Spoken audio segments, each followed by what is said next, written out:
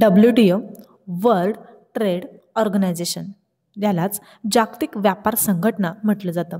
ही जगातील सर्व देशांमध्ये व्यापारासाठी एकसमान, पारदर्शक आणि नियमबद्ध व्यवस्था निर्माण करणारी सर्वोच्च आंतरराष्ट्रीय संस्था आहे. ही 1 जानेवारी 1995 रोजी स्थापन झालेल्या या संस्थेने पूर्वीच्या गॅट, ज्यालाच आपण general agreement on trade, tariff and trade 1947 कराराची जागा घेतली आणि वस्तू, सेवा, बौद्धिक संपत्ती हक्क, गुंतवणूक इत्यादी सर्व क्षेत्रांमध्ये व्यापार नियमांची अंमलबजावणी सुरू केली.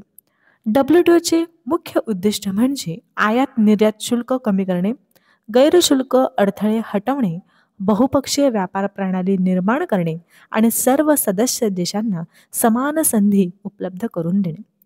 व्यापारविषयक वादांचे शांततापूर्ण व जलद निराकरण करण्यासाठी WTOकडे डिस्पॅच सेटलमेंट बॉडी, ज्यालाच आपण DSB नावाची प्रभावी यंत्रणा कार्यरत आहे. WTO अंतर्गत 3 महत्त्वाचे करार कार्यान्वित आहेत. ट्रिप्स, ज्यालाच बौद्धिक संपत्ती अधिकार, ट्रिम्स, ज्यालाच गुंतवणूक संबंधी उपाययोजना आणि गॅट्स, ज्याला सेवा व्यापार करार.